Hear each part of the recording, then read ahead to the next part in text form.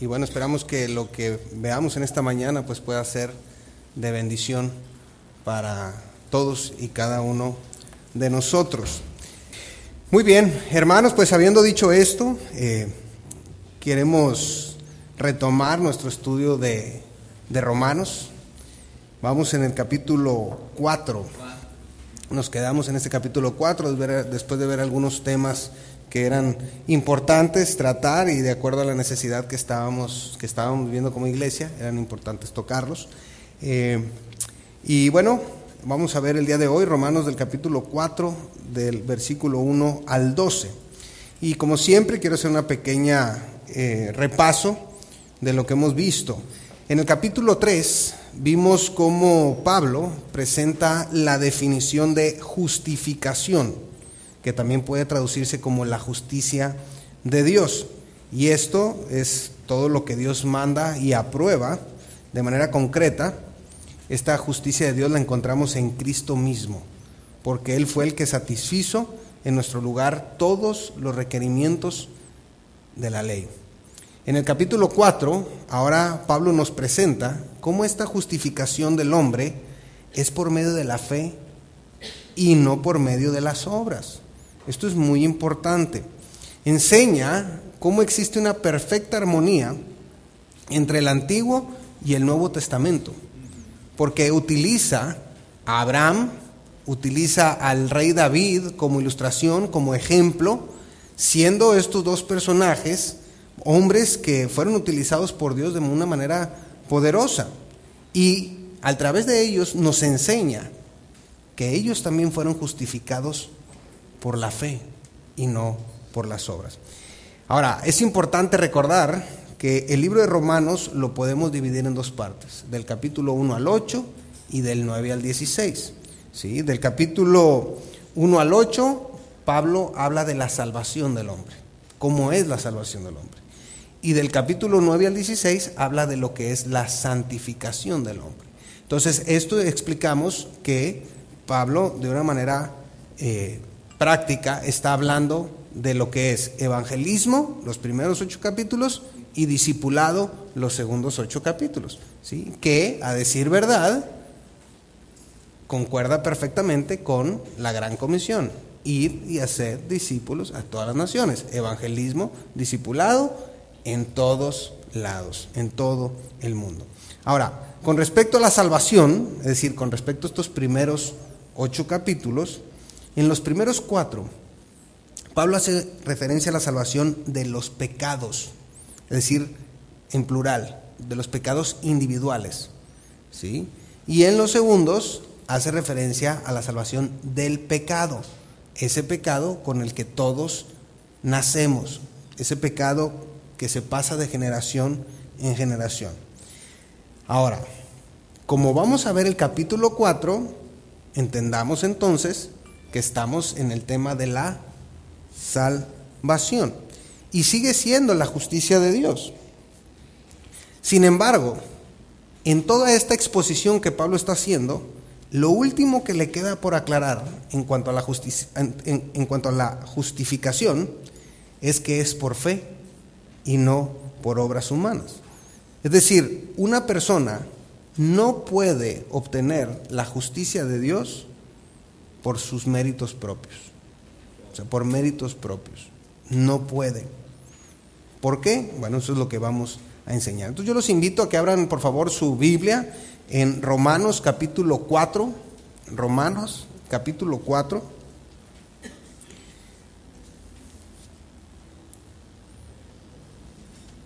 versículos, vamos a leer ahorita del 1 al 3, Romanos capítulo 4, versículos del 1 al 3.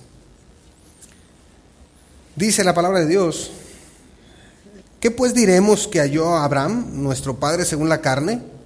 Porque si Abraham fue justificado por las obras, tiene de qué gloriarse, pero no para con Dios. Porque, ¿qué dice la Escritura?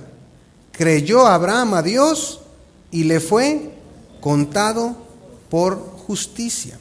Ahora, hablando del contexto histórico, es decir, regresándonos al momento en que Pablo está escribiendo esto, debemos recordar que dentro de la audiencia de Pablo hay también judíos. Hay judíos a los que se les está testificando, a los que se les está exponiendo la palabra de Dios. ¿Sí? No podemos olvidar la estrategia de Pablo. Pablo llegaba a una ciudad y lo primero que hacía era llegar a la sinagoga y predicar ahí. De ahí el Señor jalaba a algunos que se convertían, y esos son los que le ayudaban a Pablo para llevar el mensaje a los gentiles. Entonces, tenemos que entender esto porque trae el tema de Abraham. Por eso trae a Abraham a colación en su escrito. Dice, creyó Abraham y le fue contado por justicia. Es decir, judío. Abraham, nuestro padre Abraham. Él creyó y le fue contado por justicia. Entonces, David, el rey David, el mejor rey que hemos tenido, creyó y fue justificado por su fe, no por sus obras. Si entendamos por qué Pablo está escribiendo esto, ¿no? Ahora, esto es muy importante. ¿Qué fue lo que creyó Abraham para que le haya sido contado por justicia? Bueno, en el versículo 18 de este mismo capítulo 4, Pablo lo explica. Dice, él creyó en esperanza contra esperanza para llegar a ser padre de muchas gentes conforme a lo que se le había dicho, así será tu descendencia. Entonces, Abraham creyó a la promesa que Dios le había dado, que sería padre de multitudes. Entonces, Pablo, siendo un maestro de la ley, no podemos olvidar que Pablo era un maestro de la ley, conocía perfectamente bien las escrituras, el Antiguo Testamento. Entonces, Pablo sabe lo que dice Génesis. Y entonces está haciendo referencia al pasaje de Génesis capítulo 15, versículos 1 al 6. Vamos a verlo. Génesis capítulo 15, versículos 1 al 6. Dice, después de estas cosas, vino la palabra de Jehová a Abraham en visión diciendo, no temas, Abraham, yo soy tu escudo y tu galardón será sobremanera grande. Y respondió Abraham, Señor Jehová, ¿qué me darás siendo así que ando sin hijo y el mayordomo de mi casa es ese Damaseno Eliezer? Dijo también Abraham, mira que no me has dado prole, y he aquí que será mi heredero un esclavo nacido en mi casa. Luego vino a él palabra de Jehová diciendo, no te heredará este, sino un hijo tuyo será el que te heredará. Y lo llevó fuera y le dijo, mira ahora los cielos y cuenta las estrellas, si las puedes contar. Y le dijo, así será tu descendencia. Y ahí viene la frase, y creyó a Jehová, ¿y qué? Y le fue contado por justicia. Entonces, mire, en los primeros 3 versículos podemos ver el temor de Abraham. O sea, Abraham decía, no tengo ni siquiera hijos. Mira la edad que tengo y no tengo ni siquiera hijos. Pero luego vemos en los versículos 4 al 5 lo que Dios le promete. Le dice, oye, yo te voy a dar un hijo. Y no solamente eso, sino que te prometo que tú vas a ser padre de multitudes. Que tu descendencia, así como ves las estrellas del cielo, así va a ser. No la vas a poder contar. ¿Qué fue lo que hizo Abraham? Creyó a la promesa de Dios. Y cuando él cree en esa promesa, entonces es cuando él es justificado. Ahorita les voy a decir por qué hace ciencia todo esto, es decir, ¿a qué tiene que ver? Es decir, Abraham no fue justificado ante Dios cuando ofreció a su hijo Isaac. Muchos confunden que por la fe de Abraham de decir, está bien, tú me estás pidiendo a mi hijo, yo lo voy a sacrificar, y entonces donde lo va a sacrificar viene el ángel y dice, no va a ser así. Muchos piensan que es ahí donde él fue justificado. No, eso fue 30 años después de esta promesa. Muy sencillo, Abraham está preocupado por tener hijos. No puede ser ese evento. ¿Ok? Si pensamos eso, entonces diríamos que las personas pueden ser justificadas por lo que hacen, por las obras. No. La justificación viene por la fe.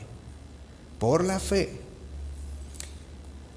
Es por eso que lo que la persona, lo único que tiene que hacer para obtener hoy en día, ya estamos aquí en el contexto del día de hoy, actual, lo único que la persona tiene que hacer es creer a la promesa de Dios, así como creyó Abraham. Tiene que creer a las palabras de Jesucristo cuando le dijo: yo soy el camino, la verdad y la vida. Nadie viene al Padre sino por mí.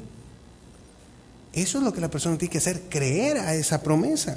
Creer a la promesa que dice: mas a todos los que le recibieron, a los que creen en su nombre, les dio el derecho, les dio la potestad de ser hechos hijos de Dios, los cuales no son engendrados de sangre, ni de voluntad de carne, ni de voluntad de varón, sino de Dios.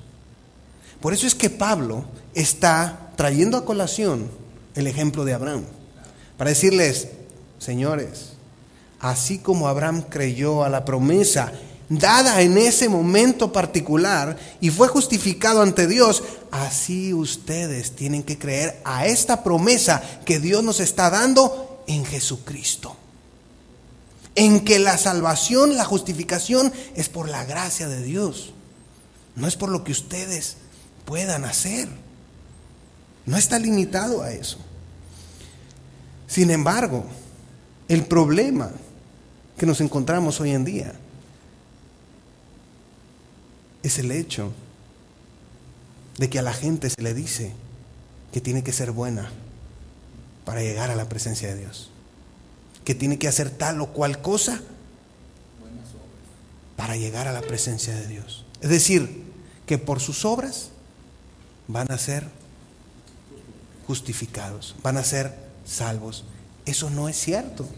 Eso contraviene el principio que Dios mismo establece. Eso es no creerle a la promesa de Dios.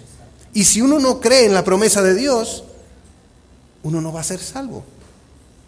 Es tan sencillo como eso. Si una persona quiere tratar de conseguir su salvación por lo que hace, lejos de esto ayudarle ante Dios, complica más su situación. Por eso Pablo en el versículo 4, Romanos 4, les dice: pero al que obra, es decir, al que busca la justificación por sus méritos propios, no se le cuenta el salario como gracia, sino como deuda. Es decir, todas esas muchas cosas que tú estás queriendo hacer para obtener esta salvación, lejos de ayudarte y acercarte, te están alejando cada vez más. Cada vez más. El capítulo 2, Pablo ya había explicado cómo no hay ninguna posibilidad de que un hombre pueda ganarse el cielo por sus propios méritos, es decir, por sus obras. Ya lo explicó, ya lo dijo. Dice en el capítulo 2, verso 11 al 13, dice: porque no hay acepción de personas para con Dios, porque todos los que sin ley han pecado, sin ley también perecerán, y todos los que bajo la ley han pecado, por la ley serán juzgados. Fíjense, porque no son los oidores de la ley los justos ante Dios, sino los hacedores de la ley serán justificados.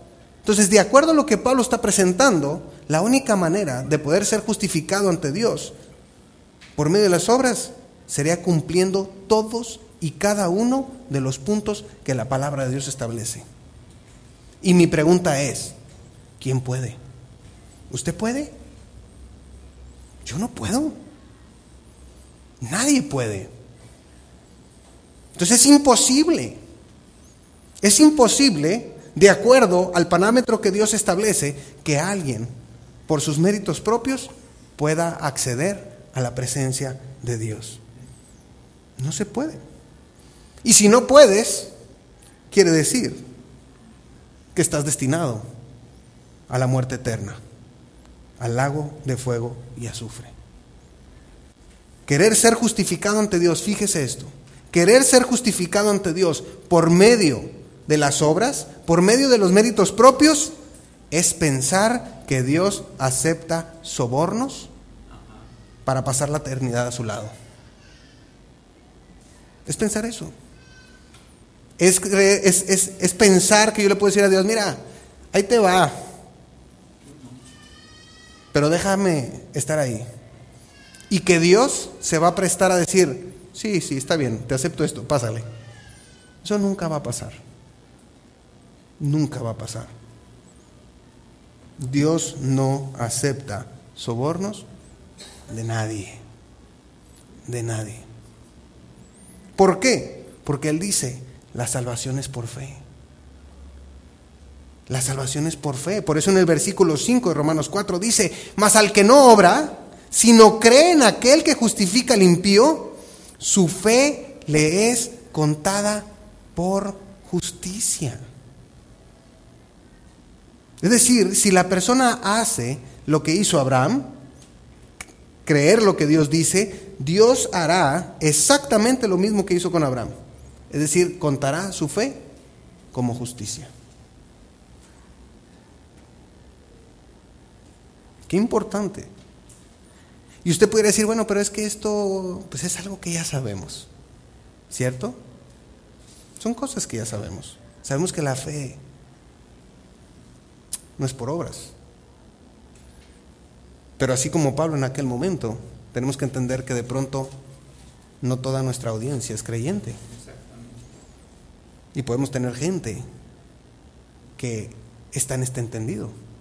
Y por eso queremos llevarla de la mano a través de la palabra de Dios, para que se pueda dar cuenta que la única manera de acceder a la presencia de Dios es a través de la fe, de creer en Cristo Jesús como su Señor y como su Salvador. No sabemos quién nos está escuchando. Mucha gente nos escucha a través de la página de internet, mucha gente nos ve a través de YouTube. La verdad. Yo compartía con mis hermanos en la mañana que ayer me contactó un pastor de Tabasco, de Veracruz. No lo conozco, no tengo el gusto, pero nos ha estado siguiendo. Y así como él, ¿cuánta gente nos pudiera estar siguiendo que no conocemos? La última vez que checamos, había gente en Japón siguiendo nuestra enseñanza. No sabemos. Creo que había más de 40 países ahí donde nos estaban escuchando. Por eso tenemos que ser muy claros. Pablo decía, me es necesario predicar todo el consejo de Dios. Por eso tenemos que predicar toda la Biblia. Que Dios nos permita predicar toda la Biblia. Estamos en Romanos capítulo 4, esto es lo que nos toca hablar, esto es lo que tenemos que hablar. ¿Por qué? Dios sabe por qué. Ahora, esto nos ayuda a nosotros a tener todos estos argumentos para poder presentarle el Evangelio a la gente. Yo he hecho mucho énfasis en esto. Dios nos dio un raciocinio, nos dio un intelecto.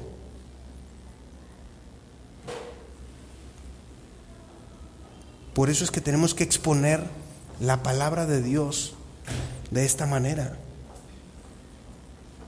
Dios no quiere borreguitos. Dios lo que quiere es personas que piensan, que razonan, que comprenden y que actúan en consecuencia. Seres que voluntariamente le adoren. Eso es lo que Dios espera de usted y de mí. Eso es lo que Él quiere. Que podamos entender el trabajo que tenemos delante de Dios, la misión de vida. Hermanos, evangelismo y discipulado. Evangelismo y discipulado. Eso es lo que tenemos que hacer. Yo le pregunto a usted, ¿dónde están sus discípulos? ¿Dónde está esa gente con la que usted está trabajando? ¿Dónde? ¿Dónde están?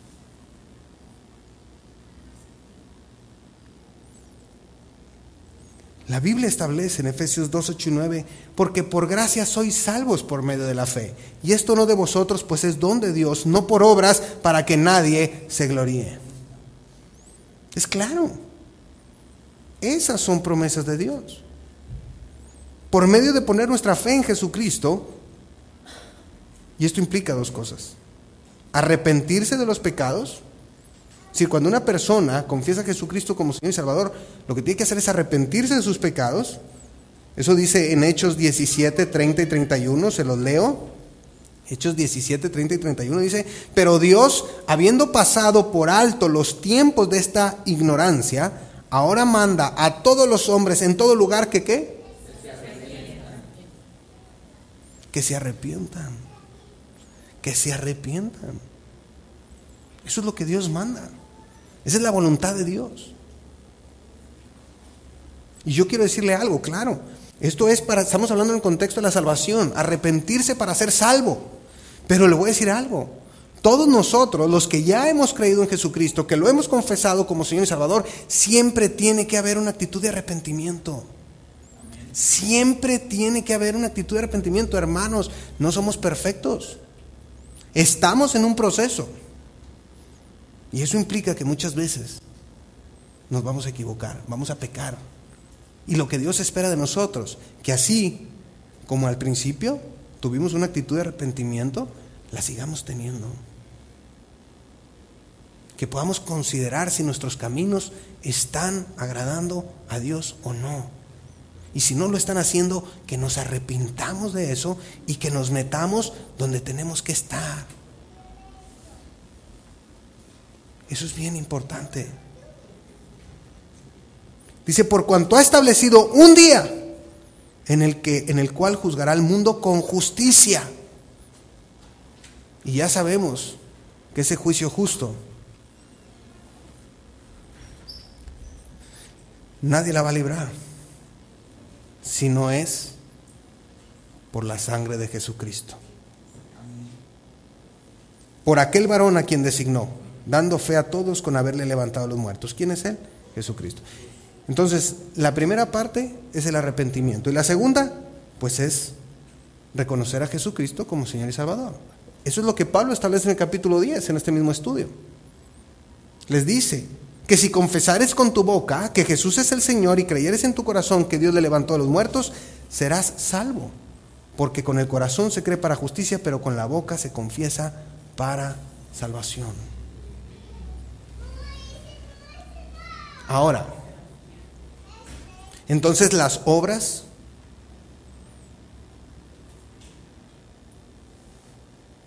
no existen. Claro que existen. Vamos a ver las obras de Dios y la justificación. Pablo hace referencia a las palabras del rey David cuando dice: bienaventurado aquel cuya transgresión ha sido perdonada y cubierto su pecado. Bienaventurado el hombre a quien Jehová no culpa de iniquidad y en cuyo espíritu no hay engaño. ¿Por qué David? ¿Por qué cree que Pablo hace referencia a David? Porque David, Dios dejó registrado su pecado de adulterio, de homicidio. Sin embargo, fue perdonado.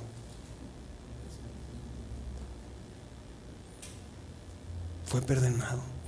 Esto es lo que David está diciendo. Bienaventurado aquel cuya transgresión ha sido perdonada. ¿Por qué? Porque a David le fue perdonado. Y cubierto su pecado. ¿Por qué? Porque fue cubierto su pecado. Porque Dios restauró a David.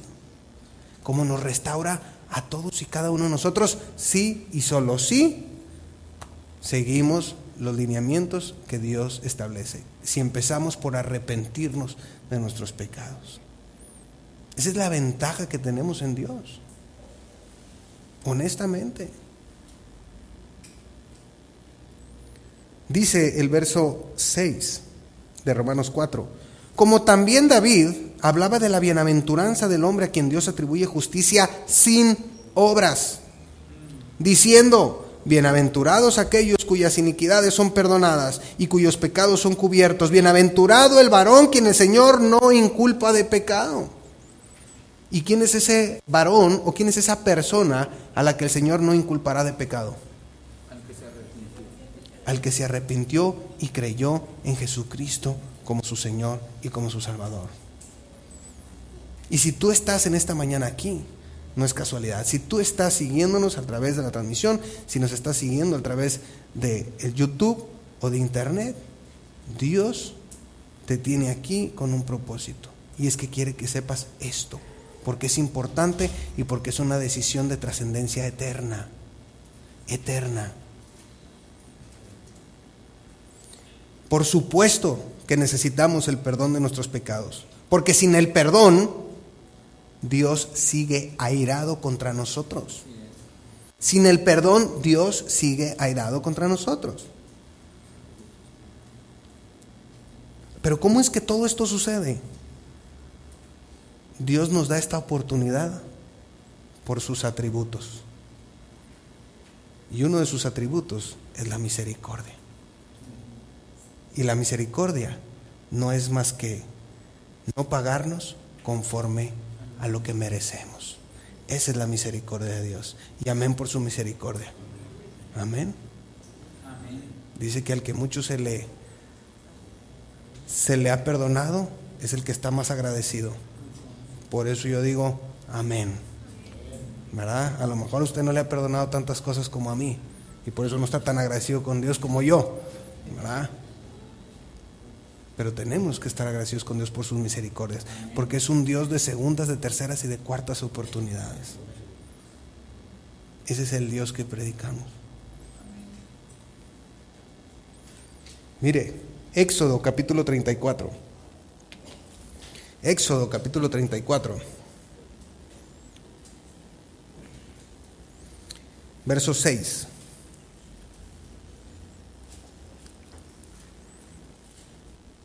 Y pasando Jehová por delante de él, de Moisés, proclamó Moisés: Jehová, Jehová, fuerte, ¿qué dice?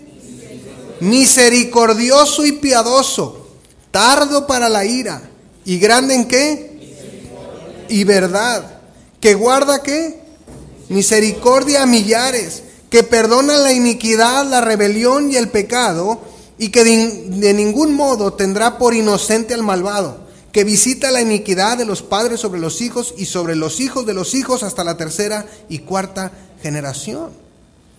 Entonces mire qué interesante, porque Moisés primero está hablando de este atributo de Dios, que es la misericordia, y que habla que perdona los pecados, pero también dice que Él no va a tener por inocente al culpable, y que esto, el culpable, va a visitar a sus hijos, a sus nietos y a sus bisnietos. Qué importante es lo que yo y mi esposa vamos a preparar para las generaciones que nos siguen. ¿Y qué quiero decir con esto? Es responsabilidad de mi esposa y mía enseñarle a nuestros hijos a amar a Dios. Es responsabilidad de ella y mía enseñarles a amarle su iglesia local. Es responsabilidad de ella y mía enseñarle a nuestros hijos que amen su palabra, que la vivan, que entiendan que ser cristiano no es una religión, que es una manera de vivir. Esa es responsabilidad de mi esposa y mía. Para que cuando estén grandes, dice Proverbios, nos den descanso. Para que mientras otros padres están preocupados porque no saben dónde andan sus hijos, nosotros estemos tranquilos de saber que nuestros hijos están sirviendo al Señor. Amén. Esa es la promesa. Amén. Que muchos no la creen y que muchos no la ponen en práctica, y que hoy están padeciendo por no haber hecho lo que les tocaba hacer. ¿Qué tienen que hacer? Pues apelar a la misericordia de Dios. El punto, mis queridos hermanos y amigos, es el siguiente: yo no puedo dar algo que yo no tengo. Yo no puedo enseñarle a mis hijos a amar a Dios si yo no lo amo. Yo no puedo enseñarle a mis hijos a leer la Biblia si yo no la leo. Yo no puedo enseñarle a mis hijos a respetar a sus autoridades si yo no las respeto. Yo no puedo enseñarle a mis hijos cómo debe de ser el trato en el matrimonio si yo no lo estoy poniendo en práctica. Es tan sencillo de entender. Es responsabilidad de nosotros. Es responsabilidad de nosotros. Ese es el Dios misericordioso que dice: hey, yo estoy listo para perdonarte todos tus pecados. Yo estoy listo. Pero tenemos que pedírselo. Y tenemos que pedírselo de una manera sincera, honesta, con una actitud realmente de humildad y de arrepentimiento. Dice Dios, no hay nada, dice Dios, no hay nada que yo no te pueda perdonar.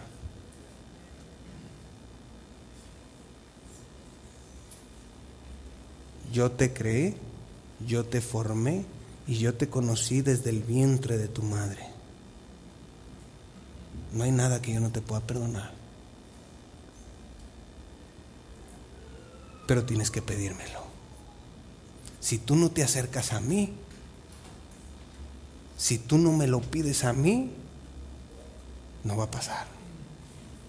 Y por eso tenemos que llegar humillados delante de Él, arrepentidos, buscando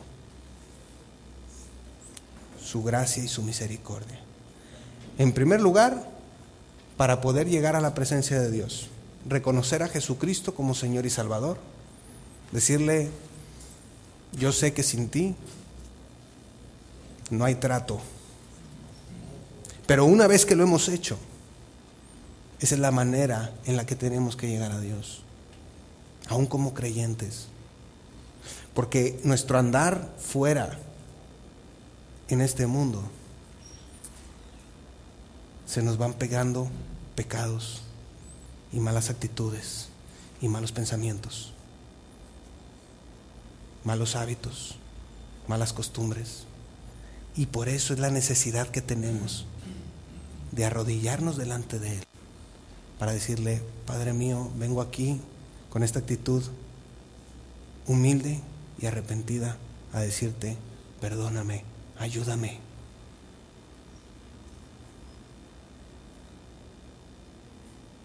Pero muchas veces no lo hacemos.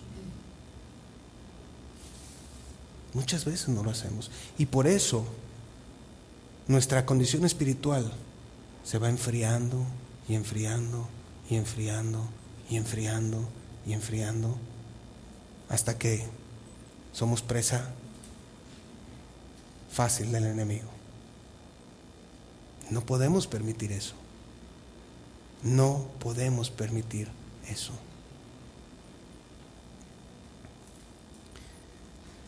Cuando la persona se lo pide a Dios de la manera correcta, esto, el perdón, a diferencia del Antiguo Testamento, que sus pecados eran solo cubiertos por la sangre del Cordero sin mancha que era derramada en propiciación. Es decir, acuérdense, en el Antiguo Testamento tenían que sacrificar un cordero sin mancha para expiación de sus pecados. Y entonces sus pecados eran cubiertos por la sangre de ese cordero que se derramó en el altar. ¿Estamos de acuerdo con eso? Bueno, hoy en día nosotros es diferente. Porque hoy en día los pecados de los hombres no son cubiertos.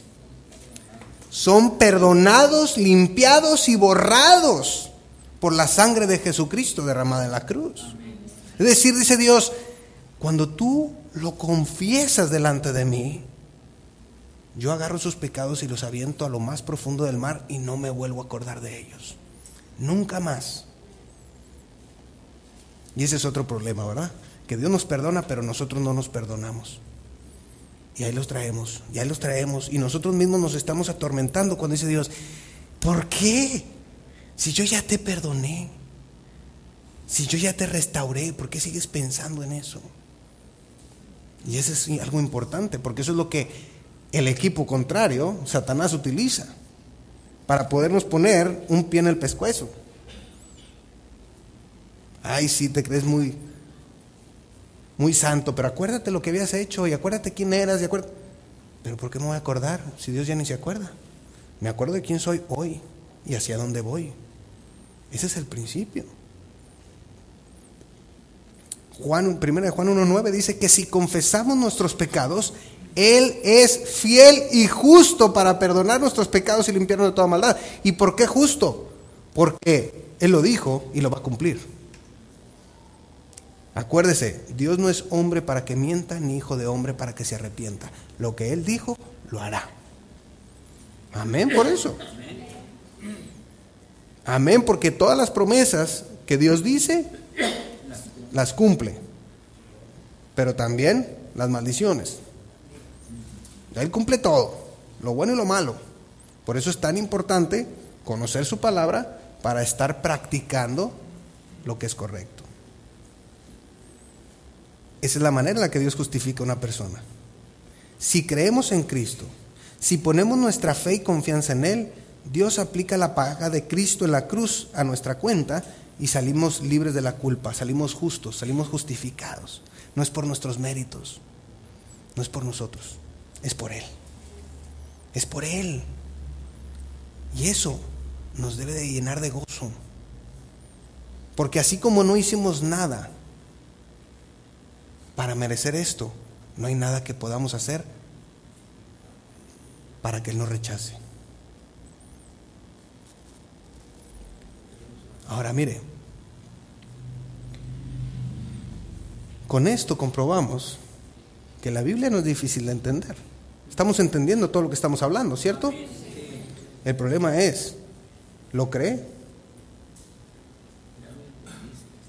O sea, la Biblia no es difícil de entender, es difícil de creer. Eso es lo que dice Dios. Ahí está la promesa. Jesucristo dijo, yo soy el camino, la verdad y la vida. Nadie viene al Padre si no es por mí.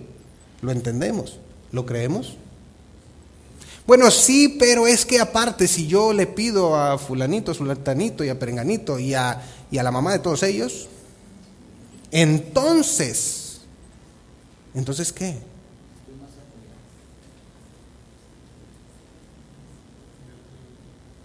¿Entonces qué? Un buen amigo me decía, a ver, Alberto,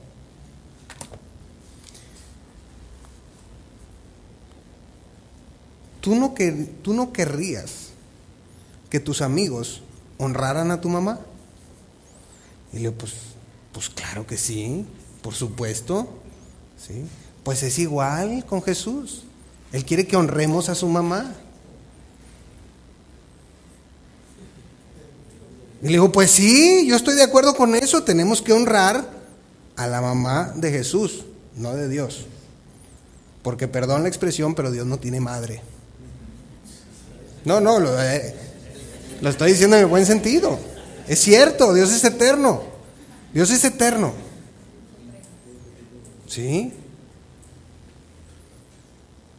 Pero entonces, pues, ahora, si tanto quieres honrar a la mamá de Jesús, pues deberías de hacerle caso. ¿Por qué? Pues en las bodas de Canaán Él dijo, hagan todo lo que Él dice. Y Jesucristo dijo, yo soy el camino, la verdad y la vida, y nadie viene al Padre si no es por mí. Créele a Jesucristo. La mamá te está diciendo que le creas lo que Él dice. Y Él dice que nada más es por Él. Hónrala de esa manera. No, bueno, ya ves. O sea, el problema no es que no entiendas la Biblia. El problema es que no la quieres creer. ¿Por qué? Hermanos y amigos, muchas veces traemos arraigadas tradiciones. Pero esas tradiciones no necesariamente tienen que estar mal. Siempre y cuando no contrapongan lo que la Biblia dice. ¿Sí? Por ejemplo, es una tradición aquí hacer carne asada para ver los juegos de fútbol, ¿cierto o no es cierto? Es una tradición, está bien, no está mal. Y si la hace me invita y está mejor, ¿no? Pero eso es una tradición.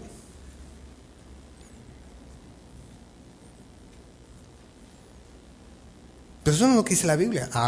Mandamiento número 11. Tendrás que juntarte todos los sábados a hacer tu carne asada para ver los juegos de Tigres y Rayados. No dice. Es decir, si usted lo quiere hacer o no lo quiere hacer, está bien. ¿Sí? Pero es una tradición muy regional, ¿verdad? Pero no es la Biblia. Así hay muchas cosas que se nos han enseñado y que se nos han dicho que son tradiciones. Algunas no están mal, pero no son la Biblia. Y entonces nosotros siempre tenemos que quedarnos con lo que la Biblia dice. ¿Sí? Ahora mire, seguimos en este pasaje de Romanos capítulo 4, verso 9. Dice: ¿es pues esta bienaventuranza solamente para los de la circuncisión o también para los de la incircuncisión? Está hablando Pablo, ya que presentó el ejemplo de Abraham y que presentó el ejemplo de David. Ahora dice, esta bienaventuranza de la que habla David, dice, ¿es solamente para los de la circuncisión o también para la incircuncisión? Explico. Cuando la Biblia habla de la gente circuncidada, estaba hablando del pueblo de Israel, los judíos, y cuando hablaba de los circuncisos eran los gentiles. Entonces lo que Pablo está estableciendo es decir, ¿esta salvación o esta bienaventuranza es nada más para los judíos o también para los gentiles? Y es lo que va a explicar. Dice, porque decimos que a Abraham le fue contada la fe por justicia. Dice, ¿y cómo pues? Fíjense, Pablo, Romanos es una obra maestra. Mire, Pablo dice, ¿y cómo pues le fue contada? ¿Abraham estaba circuncidado cuando su fe le fue contada por justicia o no? Y yo les pregunto a ustedes, ¿estaba circuncidado Abraham o no? No, eso vino después. Entonces dice, judíos, entiendan, no solamente es para ustedes, es para todos. Dice, no en la circuncisión, sino en la incircuncisión. Dice, y recibió, y este es un punto importante, y recibió la circuncisión como señal, como sello de la justicia de la fe que tuvo estando aún incircunciso. ¿Qué quiere decir esto, mis queridos hermanos y amigos? Esto es revelador, porque esto confirma lo que hemos venido enseñando. Si usted verdaderamente es creyente, si usted verdaderamente es hijo de Dios, se va a manifestar en su andar diario. Se le nota en su manera de hablar, en su manera de pensar y en su manera de actuar. Es decir, las obras no son para salvación, pero las buenas obras sí son un reflejo de una verdadera conversión. Es decir, si usted verdaderamente es creyente, se le nota. Se le nota. Porque usted anda conforme a lo que la Biblia dice. Dice, para que fuese padre de todos los creyentes no circuncidados, a fin de que también a ellos la fe les sea contada por justicia. Y la promesa que Dios le dio a Abraham le decía, en ti serán benditas todas las familias de la tierra. Y ahí estábamos nosotros. Es decir, ese padre Abraham de los judíos es también nuestro padre. Nuestro padre de la fe espiritual. Imagínese esto. Estamos en Génesis y Dios ya estaba pensando en nosotros. ¡Wow! Ahora, ¿por qué es posible esto? Bien sencillo. Porque para Dios el futuro es historia. Para Dios, fíjese, el futuro es historia. Nuestra historia es voltear hacia atrás y ver todo lo que había pasado. Para Dios lo que viene ya es historia, porque Él ya sabe todo. Por eso Abraham le dice, en ti serán benditas todas las familias de la tierra. ¿Por qué? Porque Él sabía que luego nosotros íbamos a estar aquí reunidos, aprendiendo de su palabra. Amén. Y digo nosotros para hablar en contexto local, ¿verdad? Pues estoy hablando de toda la gente. Dice, y a fin de que también ellos la fe sea contada por justicia. Y padre de la circuncisión, para los que no solamente son de la circuncisión, sino que también siguen las pisadas de la fe que tuvo nuestro padre Abraham antes de ser circuncidado. Entonces, Pablo explica cómo es que la circuncisión de Abraham fue posterior a que había sido justificado por Dios. Por lo tanto, sus buenas obras se manifestaron después de su justificación. Por eso es que después, 30 años después, Dios le dice, sacrifícame a tu hijo Isaac. Y él, en obediencia, va y dice, aquí está. ¿Sí? Y qué interesante. Porque ese cuadro representa lo que Dios hizo con Jesucristo. Cómo vino Jesucristo a sacrificarse por la humanidad, para que todos aquí pudiéramos tener la salvación en Él. Y mire, así es la vida del creyente en Jesucristo. Una vez que ha sido justificado por Dios, la comprobación es un cambio en su manera de vivir, porque es un resultado inevitable. Las buenas obras son un resultado inevitable de una verdadera conversión, de entender que ser cristiano no es una religión, que es una manera de vivir. Que Jesucristo nunca habló de religión. Nunca. La religión la inventaron los hombres. Y déjenme les digo que ha venido a ser uno de los problemas más serios que enfrenta la humanidad. Porque por las religiones es que ISIS está matando a los cristianos. Y por la religión es que en la Edad Media estaba la Inquisición. Por la religión es que hay segregación. Por la religión es que hay falta de amor. Por la religión es que hay intolerancia. Pero si entendiéramos bien lo que Jesucristo vino a hacer a esta tierra, las cosas cambiarían. Porque entenderíamos que es una manera de vivir todos los días, 24/7, 24 horas, 7 veces al día. Pablo, 7 veces a la semana, perdón. Es que lo mío es más complicado. Efesios, capítulo 2, versículo 10. Fíjese, dice Pablo, porque somos hechuras suyas, creados en Cristo Jesús, ¿para qué? Para buenas obras, las cuales Dios preparó de antemano para que anduviésemos en ella. Es decir, el hecho de que hayamos sido escogidos por Dios para ser salvos es para que andemos en buenas obras. ¿Cuáles son esas buenas obras? Empieza por obedecer su palabra. Empieza por entender la misión de vida que tenemos, ir y hacer discípulos a todas las naciones. ¿Qué es lo que Filadelfia está haciendo? Es lo que Filadelfia está haciendo. Estamos participando aquí en nuestro país y fuera de nuestro país en llevar la palabra donde Cristo nunca ha sido nombrado. De veras.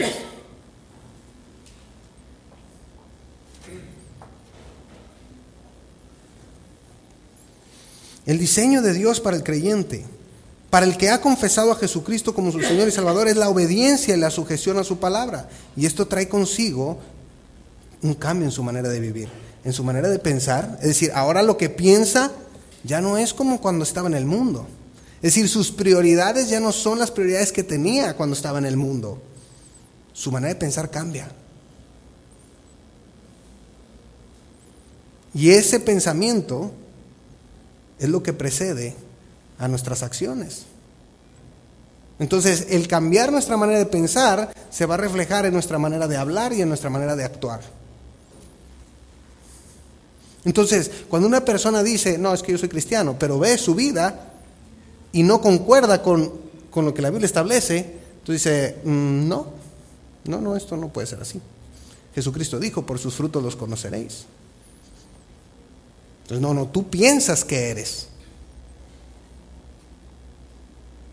Y estás equivocado, es una falsa conversión. Y yo quiero decirles que una falsa conversión es una falsa experiencia. Es decir, la experiencia la vive. Cuando estábamos reunidos con los pastores allí en Valladolid, alguien me preguntaba acerca de esto. Y yo se lo ejemplificaba así. Yo le decía, mira, porque yo decía que la falsa conversión es una verdadera experiencia. Me dice, pero ¿cómo puede ser eso? Es bien sencillo. Digo, cuando yo empecé el negocio de la venta de equipo médico, me relacionaba con muchos médicos de diferentes especialidades, ¿sí? Entre ellos cardiólogos y oncólogos y todo. Y entonces, cuando yo iba y preguntaba y sabía para qué servían los equipos y todo, y luego ellos me empezaban a platicar de los síntomas y de pacientes y de no sé qué tal. Y entonces ya yo nomás sentía algo y ya me dio cáncer, ¿verdad? Ya me va a dar un infarto, ¿sí? Oigan, Hasta que iba al médico y me decía, Alberto, ya no tienes nada, hombre, ¿verdad? Porque lo iba con esos mismos, oiga, le traje el equipo, chéqueme, ¿no? De una vez. Entonces me decía, oye, pero no tienes nada. Pero eso no quiere decir que no fue una verdadera experiencia la que yo padecí, porque yo sufrí. Es decir, yo ya sé lo que es tener varias enfermedades. No las tuve, pero ya sé qué es lo que se siente. ¿Me explico? Porque tú en tu mente ya hasta te estás despidiendo de la familia, ¿no? Sí me acuerdo, esta noche me decía, ¿qué traes? ¿Ahora qué enfermedad traes, mi amor? Bueno, es una verdadera experiencia que no es cierta. ¿Estamos de acuerdo? Como esos, ¿cómo le llaman? Los embarazos psicológicos, ¿verdad? Pues la muchachita ya supo lo que es estar embarazada, aunque fue mentira, ¿verdad? Bueno, así también es en el cristianismo. Hay gentes que son falsos convertidos. Fue una verdadera experiencia, pero no son creyentes. Pero ellos, para ellos sí, pero tu manera de vivir me dice otra cosa. Voy al médico, es que me va a dar el infarto, yo siento que... Sí, pero checándote me dice que no. ¿Se fijan? Es igual, es exactamente igual. Gálatas 5, estoy por terminar. Gálatas 5, 19 al 24. Fíjese. Y manifiestas son las obras de la carne, que son adulterio, fornicación, inmundicia, lascivia, idolatría, hechicería, enemistades, pleitos, celos, iras, contienda, disensiones, herejías, envidios, homicidios, borracheras, orgías y cosas semejantes a estas, acerca de las cuales os amonesto, como ya os lo he dicho antes, que los que practican tales cosas no heredarán el reino de Dios. Y de ahí es que el Señor nos ha rescatado. Pero dice, 22, mas el fruto del Espíritu es amor, gozo, paz, paciencia, benignidad, bondad, fe, mansedumbre y templanza. Contra tales cosas no hay ley. Pero los que son de Cristo han crucificado la carne con sus pasiones y deseos. Es decir,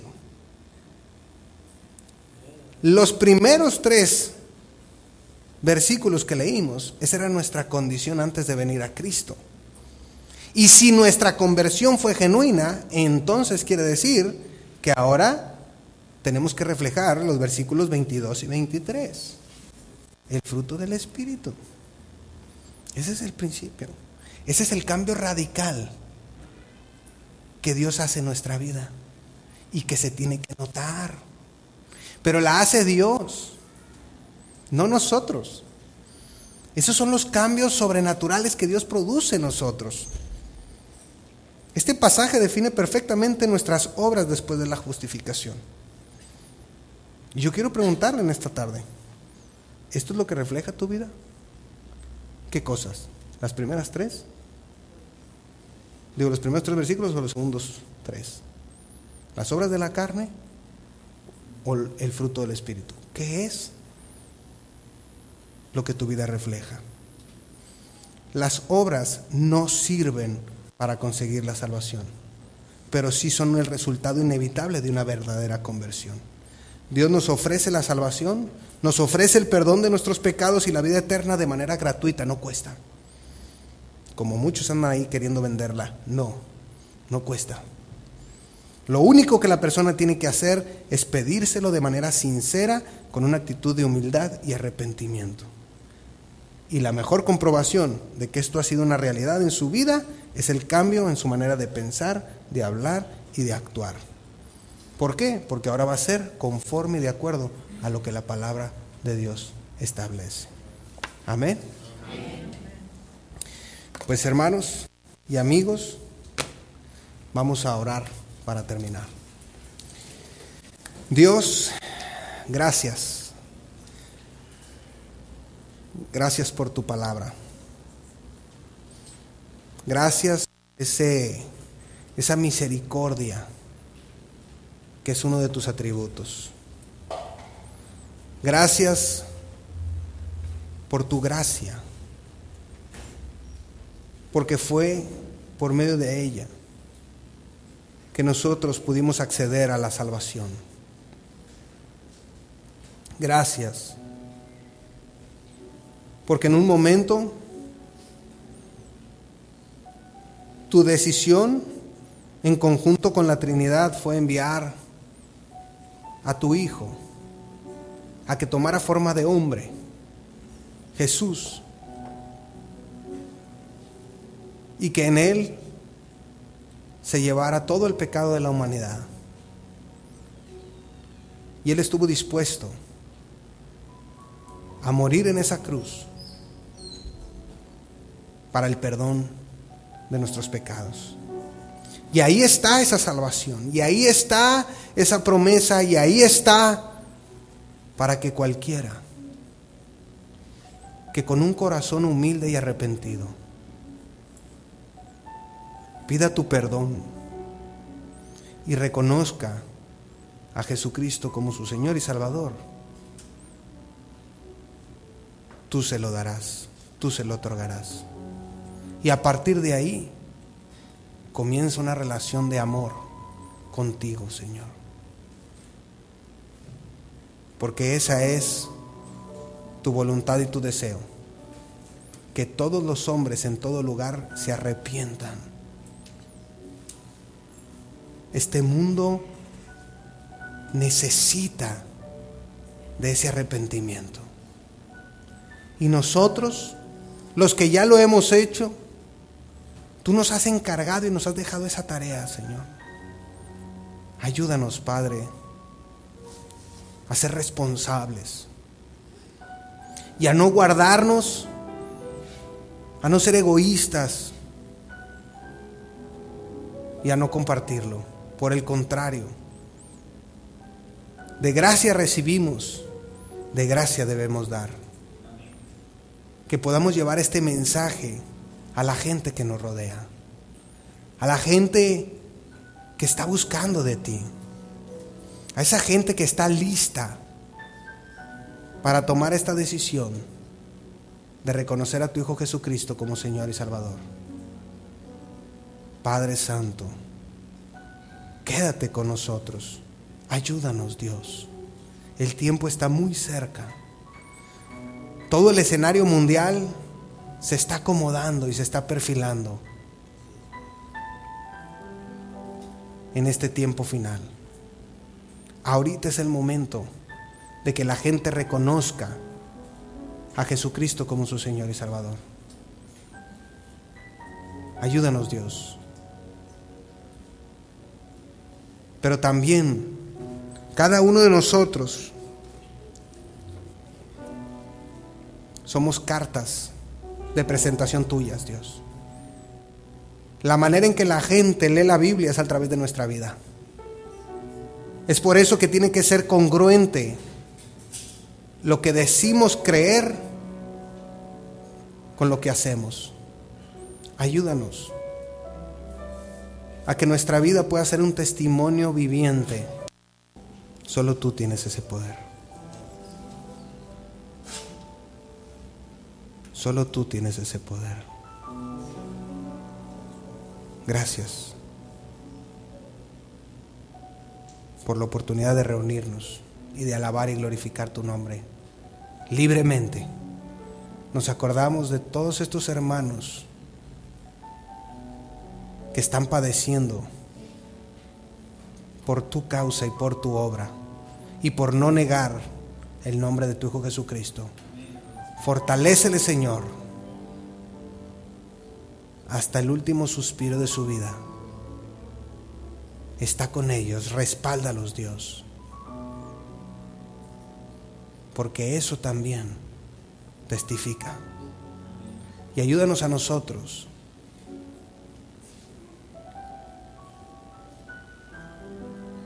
a poder estar sensibles a esta situación y a estar orando por ellos, porque son hermanos en Cristo, porque son de nuestra familia espiritual y están padeciendo.